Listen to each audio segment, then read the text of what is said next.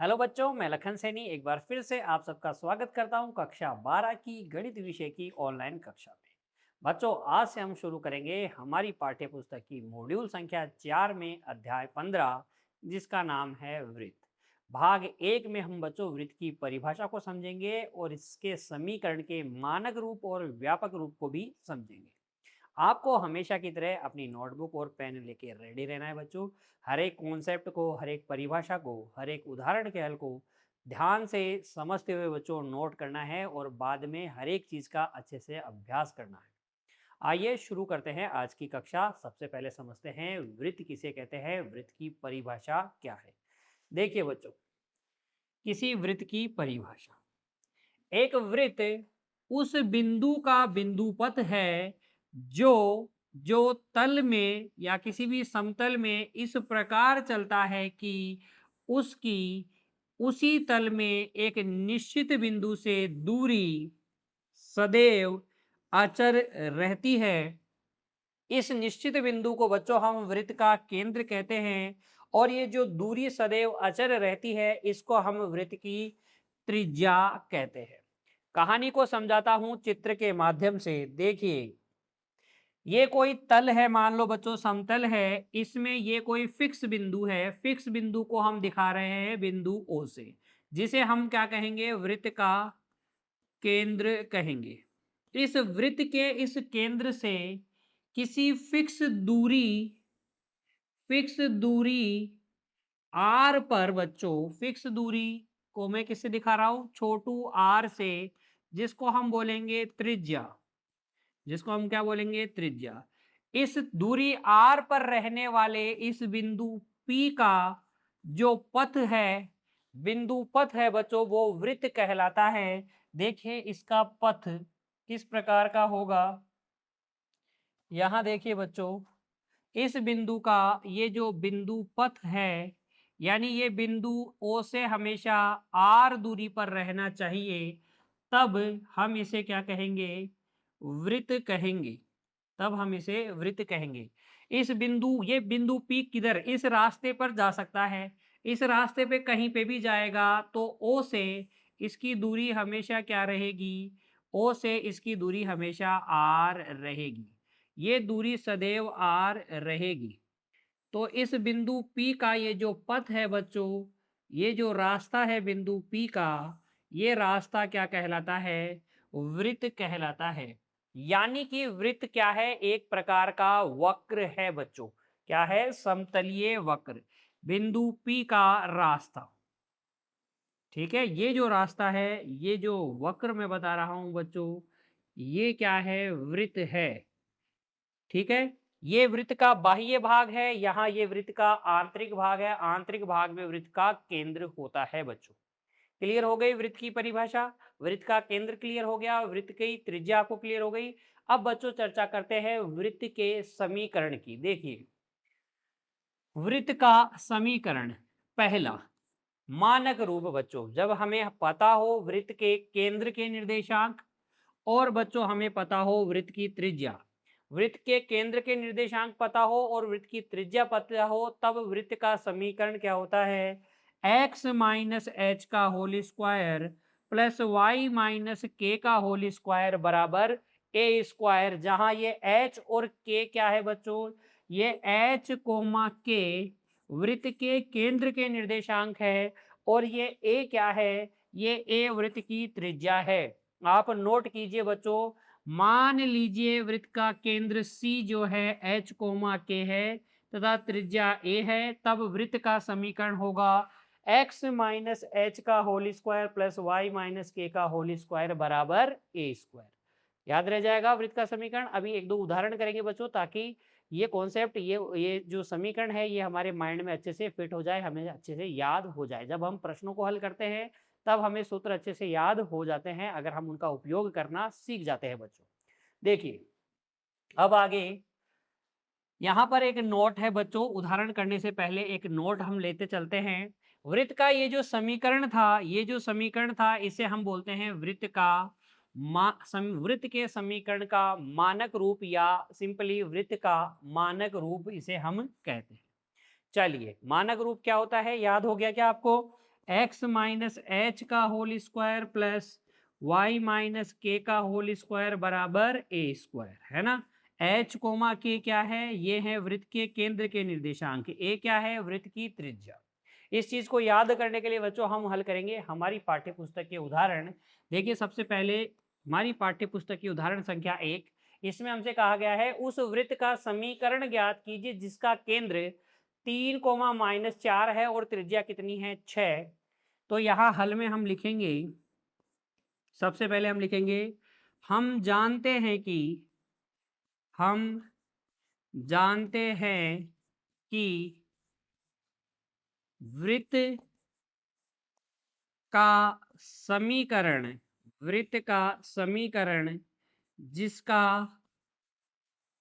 जिसका केंद्र बिंदु H, K है तथा त्रिज्या A है। वृत्त का समीकरण जिसका केंद्र और त्रिज्या हमें पता है, उसका समीकरण होता है x माइनस एच का whole square plus Y minus K का होल स्क्वायर बराबर क्या बच्चों, ए स्क्वायर। अतः बच्चों हम लिखेंगे, अतः उस वृत्त का समीकरण जिसका केंद्र क्या हो बच्चों, देखो प्रश्न में क्या दे रखा है, 3, -4 व त्रिज्या 6 इकाई है, वो हो जाएगा x-3 का होल स्क्वायर प्लस y -4 यानी कि y प्लस 4 का होल स्क्वायर बराबर 6 का होल स्क्वायर, जिसे आप लिख सकते हैं, देखो X square minus 6x plus 9 plus Y square plus 8x plus 16 बराबर कितना, 36। ये हो जाएगा आपके पास X square plus Y square minus 6x plus 8x।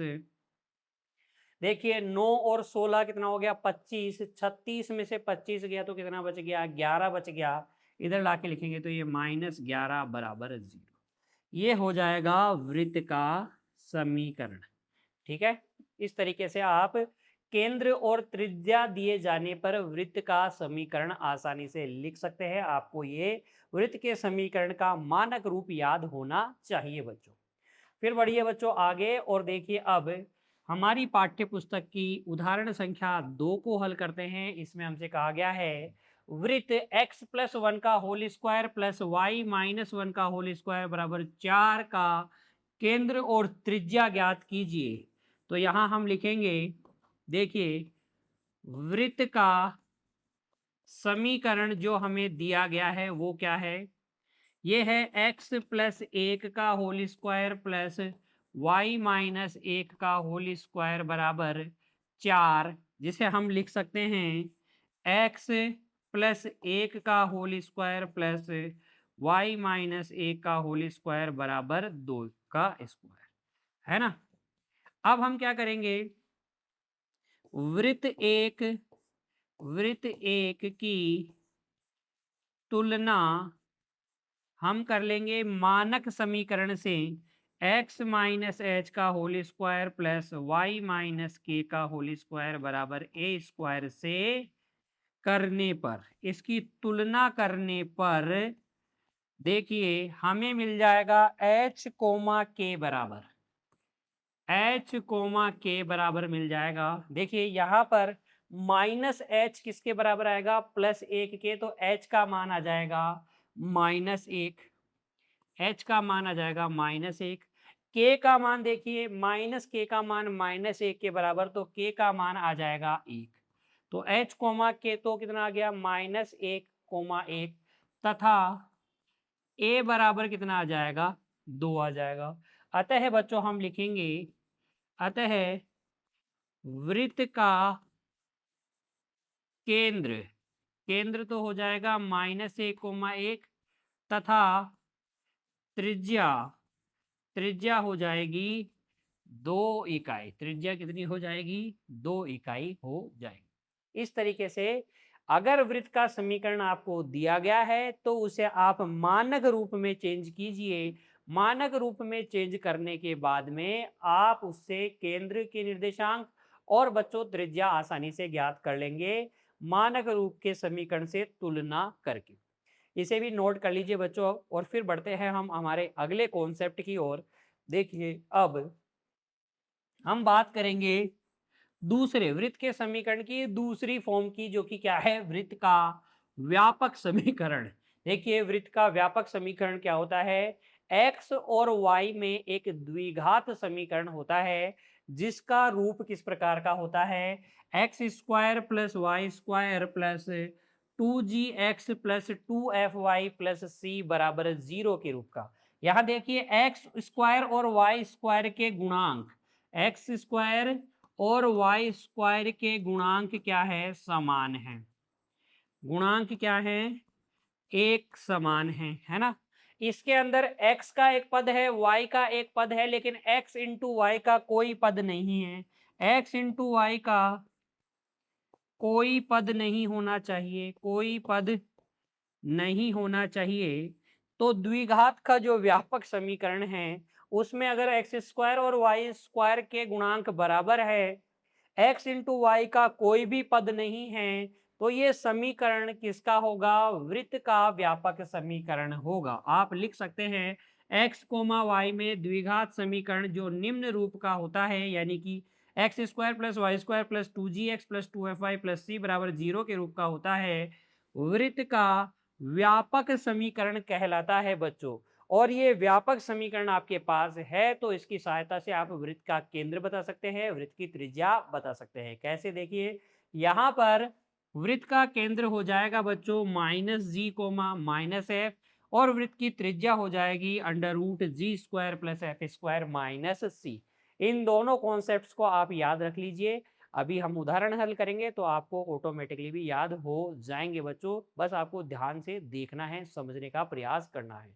देखिए अब हल करते हैं हम हमारी पाठ्य पुस्तक की उदाहरण संख्या 3 को। इसमें हमसे कहा गया है वृत्त 45x square plus 45y square minus 60x plus 36y plus 19 बराबर 0 का केंद्र तथा त्रिज्या ज्ञात कीजिए।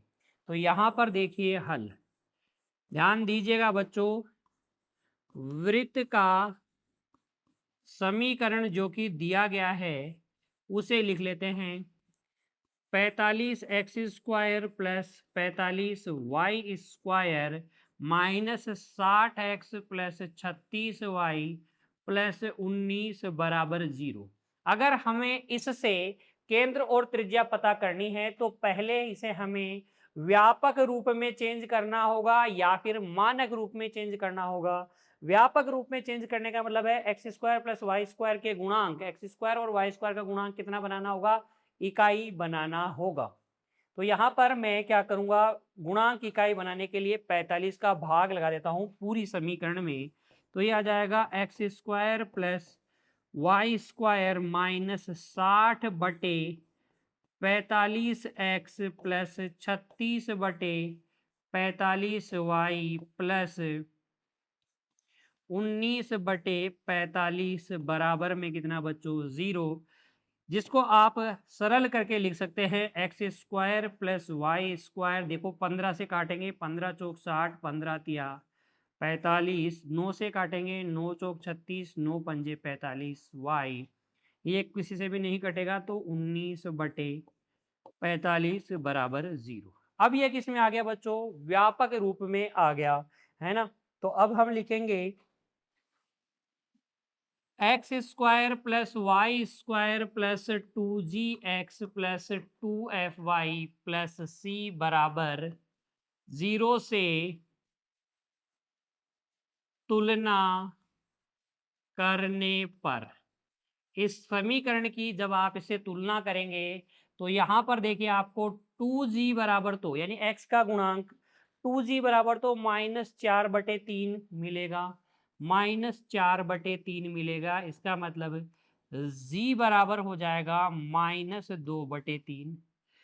2f बराबर आपको मिलेगा 2f बराबर आपको मिलेगा 4/5। 4/5 इसका मतलब f बराबर हो जाएगा 2/5 तथा c बराबर आपको मिलेगा 19/45 बच्चों। यहाँ c बराबर कितना है? 19/45। अतः बच्चों हम लिख देंगे वृत्त का केंद्र। वृत्त का केंद्र क्या होता है? -g, -f होता है। वो बराबर हो जाएगा -g का मतलब 2/3 और -f का मतलब -2/5 बच्चों। ये तो हो जाएगा वृत्त का केंद्र। तथा त्रिज्या देखिए, तथा वृत्त की त्रिज्या, वृत्त की त्रिज्या a बराबर यहाँ से हो जाएगी √g² plus f² minus c बच्चों मान भर दीजिए। g², g का मान कितना है? -2/3 है। इसका स्क्वायर कितना हो जाएगा? 4/9। इसका स्क्वायर हो जाएगा 4/9। f² हो जाएगा 4/25 माइनस c हो जाएगा 19/45। देखिए बच्चों एलसीएम ले लीजिए। एलसीएम आ जाएगा यहाँ पर देखिए 3 × 3 5 × 5 और ये 3 × 3 × 5 है तो 25 या 25 25 नाम 125 हो जाएगा। क्या ध्यान दीजिएगा एलसीएम ले लेंगे 9, 25 और 45 का, तो ये 9 × 5 है, ये 5 × 5 है और ये 3 × 3 है, तो ये हो जाएगा 25 नाम 225। कितना हो जाएगा? 225 ले लीजिए या फिर आप इस तरीके से निकाल ही लीजिए, कोई दिक्कत नहीं है। उसमें भी कोई दिक्कत नहीं है। पहले 9 का भाग लगा देंगे, 9, 25 और ये 5। अब 5 का भाग लगा देंगे 1, 5 और 1 और ये 5, तो 25 नाम 225 इसका क्या आ जाएगा? एलसीएम आ जाएगा 225 एलसीएम आ जाएगा।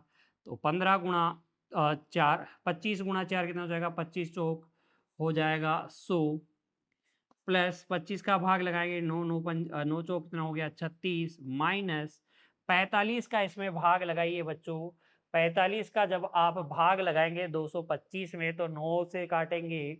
देखिए 225 में 45 का भाग लगा देंगे, 9 पंजे 45, 9 दूनी 18, 9 पंजे 45, 5 बार जाएगा और 19 पंजे कितना होता है? 19 5 होता है 95 बच्चों। ठीक है, तो ये आ जाएगा आपके पास √41 बटे कितना? 15। कितना आ जाएगा? √41 बटे 15। ये सारा खेल आपका क्या है? रफ वर्क है बच्चों। ये आपका रफ वर्क है, इसे आपको शो नहीं करना है अपने उत्तर में। ठीक है ना? तो इसे नोट कर लीजिए, इसे नोट कर लीजिए और फिर बच्चों हम बढ़ेंगे आगे। देखिए अगर आपको वृत्त का समीकरण दे रखा है तो आप उसे पहले व्यापक रूप में या मानक रूप में बदलिए। जब आप उसको व्यापक या मानक रूप में बदलेंगे तभी आप उसके वृत्त की केंद्र और त्रिज्या पता कर पाएंगे। अगर आपको द्विघात समीकरण दे रखा है x और y के पदों में तो उसको आप व्यापक रूप में बदल दीजिए। g, f और c का मान निकाल लीजिए। -g, -f केंद्र हो जाएगा और त्रिज्या हो जाएगी √g² plus f² minus c करके। ठीक है ना? चलिए आगे बढ़िए बच्चों और अब हल कीजिए हमारी पाठ्य पुस्तक की उदाहरण संख्या 4 को। देखिए इसमें हमसे क्या कहा गया है? उस वृत्त का समीकरण ज्ञात कीजिए जो बिंदुओं 1,0, 0,-6 और 3,4 से होकर जाता है। तो हमें वृत्त का समीकरण ज्ञात करना है जो इन बिंदुओं से जाता है। तो आप हल में लिखेंगे माना कि वृत्त का समीकरण, वृत्त का समीकरण क्या है? वृत्त का समीकरण हम कैसे मानते हैं? x² plus y² plus 2gx plus 2fy plus c बराबर 0 है। ये वृत्त का समीकरण है बच्चों। क्योंकि वृत्त जो है बिंदु 1,0 से जाता है, लिखेंगे क्योंकि वृत्त बिंदु 1,0 1,0 से पास हो रहा है, 0,-6 0,-6 तथा 3,4 3,4 से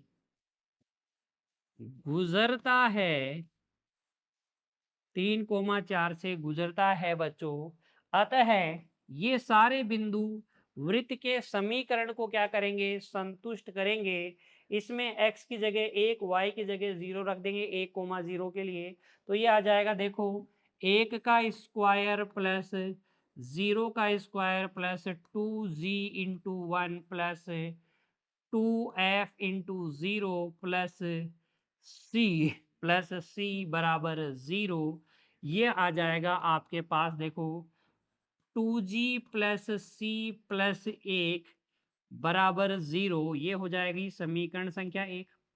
आपने बिंदु 1,0 से सेटिस्फाई करवा लिया, फिर 0,6 से सेटिस्फाई करवाइए तो यह आ जाएगा देखो इसी प्रकार देखो 0,6 लिखोगे तो 0 का स्क्वायर प्लस -6 का square plus 2g into 0 plus 2f into -6 plus c बराबर में 0। ये आ जाएगा देखो -12f प्लस c प्लस 36 बराबर 0। समीकरण संख्या ये हो जाएगी 2। ठीक है। तथा बच्चों 3,4 से सेटिस्फाई करवा लो तो 3 का स्क्वायर प्लस 4 का स्क्वायर प्लस 2g x की जगह 3 प्लस 2f x की जगह 4 प्लस c बराबर 0। तो ये आ जाएगा 6g plus 8f plus c plus बच्चों देखिए 3 तिया 9 और 4 चौक 16, 16 और 9 हो गया कितना 25, 25 कितना आ जाएगा 25। ये आ जाएगा 25 बराबर में कितना 0। इसे कह दीजिए समीकरण संख्या 3। इसे क्या कह दीजिए समीकरण संख्या 3। अब क्या कीजिए समीकरण 1, 2 और 3 को आप हल कर लीजिए तो आपके पास g, c और f का मान आ जाएगा। देखो मैं क्या करता हूं, समीकरण ये g और c में है, ये f और c में है, ये g, f और c में है। तो यहां से हम g का मान निकाल के 3 में रख देंगे तो f और c में हमारे पास समीकरण आ जाएगा। देखिए क्या कह रहा हूं मैं कह रहा हूं समीकरण 1 से g का मान समीकरण 3 में रखने पर इसमें रख दो। तो जब आप इसमें रखोगे तो देखो ये आ जाएगा समीकरण 3 को लिख लो पहले 6g plus 8f plus c plus 25 बराबर 0। यहाँ पे g का मान समीकरण 1 से देखो g का मान आ जाएगा 2g का मान आ जाएगा -c -1। 2g का मान आ जाएगा -c -1। तो ये जाएगा 3 गुणा 2g है तो -c -1 plus 8f plus c plus 25 बराबर 0। ये आ जाएगा आपके पास 8f माइनस देखो -3c और c हो जाएगा माइनस का 2c -3 और प्लस का 25 हो जाएगा प्लस का 22 बराबर 0। इसे कह दीजिए समीकरण संख्या 4। अब समीकरण 2 और 4 से देखो समीकरण 2 व 4 से 2 व 4 से देखो समीकरण 2 में से आप c का मान निकाल लो। c का मान हो जाएगा 12f माइनस 36। इसको 4 में रख दो। ये आ जाएगा देखो 8f माइनस 2c। c का मान है 12f माइनस 36 ये प्लस का 22 बराबर में क्या बच्चों 0। तो यहाँ से 8f माइनस 24f प्लस 36 दूनी 72 प्लस 22 बराबर क्या हो जाएगा 0। देखिए 8f में से 24f गया तो 16f बच जाएगा, वो भी किसका, माइनस का, प्लस इनको जोड़ लीजिए, 2 और 2 4, 7 और 2 9, बराबर में कितना, 0। देखिए 8 में से 24f को घटाएंगे तो कितना आ जाएगा, माइनस का 16f, और यहां से f का मान आ जाएगा, f का मान आ जाएगा बच्चों 94/16। काटेंगे क्या, 2 से काट लीजिए। देखिए 2 2 चौक 8, 2 सत्ते 14 और 2 8 16। तो f का मान आ जाएगा 47/8। f का मान आप समीकरण समीकरण किस में रख दीजिए, 2 में रख देंगे तो c का मान आ जाएगा।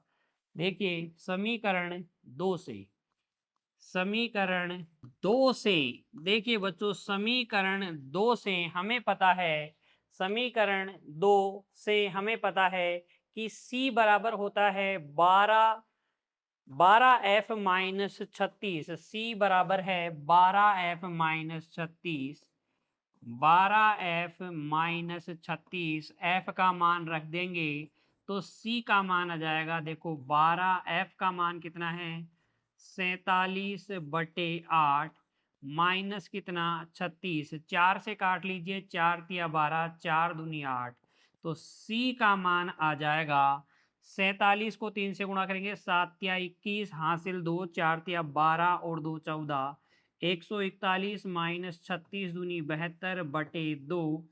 तो यहाँ से c का मान निकल के आएगा। देखो बच्चों 141 में से 72 घटाओ, 11 में से 2 गया 9 बच गया, 11 में से 2 गया 9 बच गया, यहाँ बच गया 13, 13 में से 7 घटाएंगे, 13 में से 7 घटाएंगे तो कितना आ जाएगा, 6 आ जाएगा। तो 69/2 किसका मान आ जाएगा, c का मान।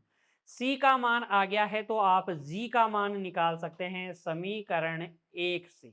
समीकरण 1 से आप g का मान निकाल लेंगे, लिखेंगे समीकरण 1 से बच्चों, समीकरण 1 से आप लिखेंगे 2g बराबर है -c-1, तो 2g बराबर हो जाएगा -69/2 -1। यहाँ से g का मान आ जाएगा, देखो माइनस का 71/4। g का मान कितना आ जाएगा, माइनस का 71/4। f का मान आ गया, g का मान आ गया, c का मान आ गया, तो आप लिख सकते हैं अभिष्ट समीकरण। अब लिख देंगे आप अभिष्ट अभिष्ट समीकरण बच्चों। वृत्त का अभिष्ट समीकरण क्या हो जाएगा, x² plus y² plus 2g, 2g की जगह आप लिख देंगे -71/2x प्लस 2f, 2f की जगह आप लिखेंगे 47/4 बच्चों, क्या 47/4, 2 से कट जाएगा ना 8, तो 47/4 y प्लस c की जगह आप क्या लिखेंगे, c का मान है 69/2, तो ये हो जाएगा 69/2 बराबर 0। सारी समीकरण को 4 से गुणा कर देंगे तो ये आ जाएगा 4x² प्लस 4y² माइनस 142। बच्चों इसका डबल करेंगे तो कितना आ जाएगा, 142x, 4 से गुणा करेंगे तो प्लस का 47y, 4 से गुणा करेंगे तो देखो 69 का डबल कितना हो जाएगा, 138 हो जाएगा, बराबर में 0। इस प्रकार से आप अभिष्ट वृत्त की समीकरण ज्ञात कर सकते हैं। आपके पास 3 समीकरण बनेगी, इन 3 बिंदुओं से इन तीनों समीकरणों को आप हल करके f, g और c का मान निकाल लेना। यहाँ रख देना बच्चों मानक जो व्यापक रूप का समीकरण आपने माना था उसमें f, g और c का मान, तो अभी समीकरण आपके पास आ जाएगी। नोट कर लीजिए इसे और फिर देखिए बच्चों अगला अगला उदाहरण, उदाहरण संख्या 5। उदाहरण संख्या 5 में हमसे कहा गया है उन वृत्तों के समीकरण ज्ञात कीजिए जो x अक्ष को स्पर्श करते हैं और बिंदुओं 1, -2 तथा 3, -4 से होकर जाते हैं। थोड़ा ध्यान दीजिएगा बच्चों, अगर कोई वृत्त x अक्ष को स्पर्श कर रहा है, ये मान लीजिए वो वृत्त है, एक्स अक्ष को स्पर्श कर रहा है। इसके केंद्र के निर्देशांक अगर एच कोमा के है, तो ये जो है ये इस पर लंबवत होगी, और ये दूरी क्या होगी, इसकी त्रिज्या, और ये दूरी एक्स अक्ष से दूरी क्या होती है, वाई निर्देशांक के बराबर होती है, तो ये के बराबर इसकी त्रिज्या होगी।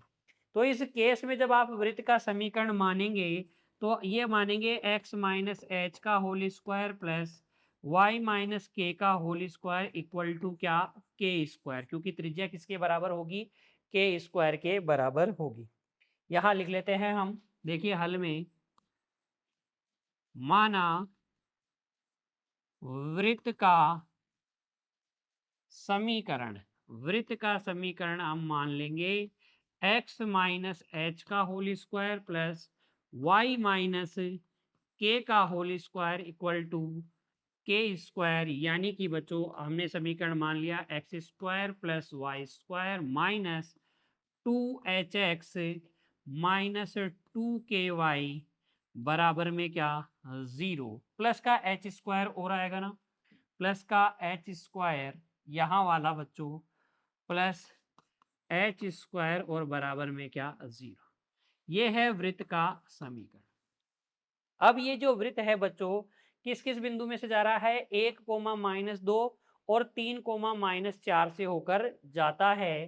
तो हम लिखेंगे क्योंकि वृत्त एक बिंदु 1 कोमा माइनस 2, 1 कोमा माइनस 2 और 3 कोमा और 3 कोमा माइनस 4 से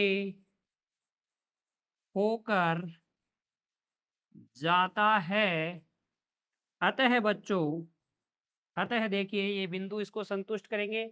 x की जगह 1, y की जगह माइनस 2 रखोगे तो ये आ जाएगा 1 plus 4 minus 2h plus 4k plus H square बराबर 0, यानी कि H square minus 2h plus 4k plus 5 equal to 0। ये हो गई समीकरण संख्या 1। ये हो जाएगी समीकरण संख्या 1। फिर देखिए 3 कोमा माइनस 4 से भी इसको पास कीजिए, तो 3 कोमा माइनस 4 है बिंदु, 3 कोमा माइनस 4 से इसको पास करवाएंगे तो यह आएगा 3 का स्क्वायर प्लस माइनस 4 का square minus 2h into 3 minus 2k into minus 4 plus H square बराबर में क्या, 0। तो ये आपके पास इक्वेशन आएगी एच स्क्वायर प्लस प्लस बच्चों कितना, माइनस में 6h माइनस में 6h प्लस 8k प्लस बच्चों 25 बराबर में 0। ये आ जाएगी समीकरण संख्या 2। ये क्या आ जाएगी, समीकरण संख्या 2। अब देखिए यहाँ पर समीकरण 1 से k का मान निकाल के आप समीकरण 2 में रख दें। समीकरण 1 से हम k का मान निकाल के इसमें रख देंगे H square minus 6h plus 4k का मान निकाल लीजिए बच्चों, यहाँ से 4k का मान निकाल लीजिए तो ये आ जाएगा 8k है ना यहाँ पर, तो आप लिख दीजिए 2 इंटू 4k। 4k का मान कितना है, H 2h minus H square minus 5, 2h minus H square minus 5 plus में कितना है बच्चों 25 बराबर में क्या है, 0।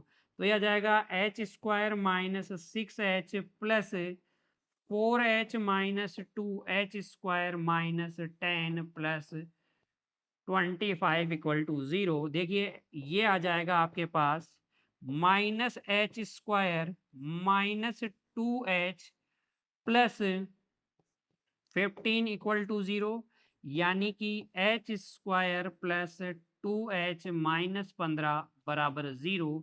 ये h के पदों में क्या है, एक द्विघात समीकरण है, इसे हम हल कर लेंगे गुणनखंड विधि द्वारा। तो देखिए 5 तिया 15 होता है, तो इसको आप लिख देंगे h प्लस 5 h माइनस 3 बराबर 0। h के 2 मान आ जाएंगे, 3 या बच्चों -5, 3 या -5। जब आप h बराबर 3 लेंगे तब देखिए समीकरण 1 या 2 से किसी से भी आप निकाल सकते हैं k का मान। तब देखिए h की जगह आप 3 लेंगे तो 3 का square -2h plus 4k plus 5, 3 का square -2 into 3 plus 4k plus 5 equal to 0। ये आ जाएगा 4k equal to 6 minus 9 minus 5, है ना। 6 हो जाएगा, ये उधर जाके प्लस का 6 हो जाएगा, -9 और ये माइनस का 5, तो 4k इज इक्वल टू आ जाएगा, देखो 9 और 6, 9 और 5 होते हैं 14, 14 में से 14 को घटाएंगे 6 में से तो कितना आएगा -8। ये आ जाएगा -8। के का मान आ जाएगा कितना, -2। के का मान -2 आ जाएगा। तथा जब जब बच्चों आप h बराबर क्या रखेंगे, -5, तब देखिए ये -5 का स्क्वायर -2 गुणा -5 प्लस 4k प्लस 5 बराबर हो जाएगा 0। यहाँ से 4k का मान आ जाएगा, देखो यहाँ से देखो 25, माइनस का 25, माइनस का 10, माइनस का 5, है ना। ये आ जाएगा -40 और k का मान आ जाएगा -4। k का मान कितना आ जाएगा, -4। अतः अतः बच्चों हम लिख देंगे वृत्त के समीकरण, देखो वृत्त के समीकरण यहां से हो जाएंगे आपके पास। पहली समीकरण तो हो जाएगी जब h का मान आप 3 लेंगे तो k का मान कितना लेना पड़ेगा, -2। तो x -3 का होल स्क्वायर प्लस y -2 है, माइनस के का मतलब कितना हो गया, -2 तो +2 का होल स्क्वायर बराबर बच्चों -2 का होल स्क्वायर, है ना। के का स्क्वायर, देखो यहाँ पर आपने जो समीकरण माना था उसमें आपने मान रख दिया, x minus H Y minus K का होल स्क्वायर बराबर के स्क्वायर। तो यहाँ से एक समीकरण तो आ जाएगी आपके पास, X square plus Y square -6x plus 4y plus बच्चों देखो ये 2 स्क्वायर कैंसिल हो जाएगा, प्लस का कितना आ जाएगा 9 बराबर कितना 0। तथा दूसरी जो समीकरण आएगी वो आएगी h का मान -5 तो k का मान कितना -4। तो यह आ जाएगी x प्लस 5 का whole square plus y plus 4 का होल स्क्वायर बराबर 4 का स्क्वायर, यानी कि X square plus Y square plus 10x plus 8y plus 25 बराबर 0। इस तरीके से आप इन वृत्तों की समीकरण निकाल सकते हैं जो x अक्ष को स्पर्श करती है और बिंदुओं बिंदुओं कौन कौन से बच्चों, 1, -2 और 3, -4 से होकर जाता है। बस आपको ये कॉन्सेप्ट पता होना चाहिए। इस तरीके से बच्चों आप हल कर लेंगे उदाहरण संख्या 5 को, इसे नोट कीजिए, आपको बिना देखे एक बार फिर से सारे उदाहरण हल करने हैं। ठीक है बच्चों, आज की कक्षा में इतना ही, मिलेंगे अगली कक्षा में इस अध्याय की अभ्यास प्रश्नमाला के साथ। बच्चों सारे कॉन्सेप्ट इस अध्याय के हमने सीख लिए हैं, अब अभ्यास प्रश्नमाला आप स्वयं से हल कर सकते हैं बच्चों। ठीक है, पढ़ते रहिए बच्चों, खुश रहिए, प्रसन्न रहिए, धन्यवाद।